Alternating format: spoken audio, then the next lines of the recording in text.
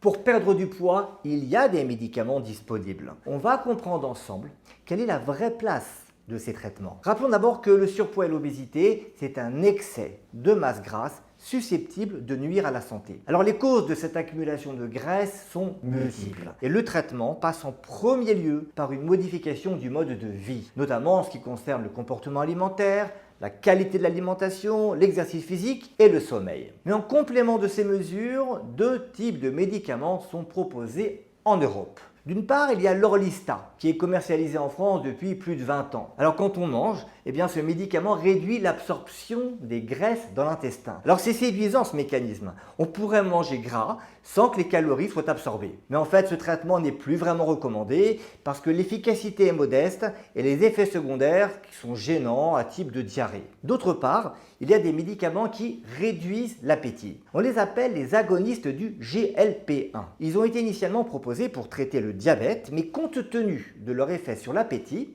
il y a des formes plus dosées qui ont maintenant une autorisation de mise sur le marché pour l'obésité en Europe. Il y en a deux de ces médicaments, le Saxenda et le Wegovy. Alors en France, le premier médicament que j'ai cité est commercialisé, mais il n'est pas pris en charge par l'assurance maladie. Le second est disponible, mais uniquement dans certains cas d'obésité massive et avec une prescription d'un spécialiste. Ces médicaments n'ont rien à voir avec le Mediator ou avec des anorexigènes qui ont été retirés du marché en raison de leurs effets secondaires sur le cœur ou encore sur l'humeur. Avec les agonistes GLP-1, on peut attendre une perte de poids de 5 à 15%. Mais l'efficacité est très variable d'une personne à l'autre, avec parfois des résultats marqués et parfois aucun résultat. Alors il faut être clair, ces médicaments ne sont pas un traitement curatif de l'excès de poids. À l'arrêt du traitement, l'effet sur l'appétit s'estompe rapidement et la reprise de poids est la règle. Et si on pense qu'un médicament va résoudre tous nos problèmes de poids, on en oublie l'essentiel, changer notre mode de vie. C'est ce qu'il y a de plus difficile,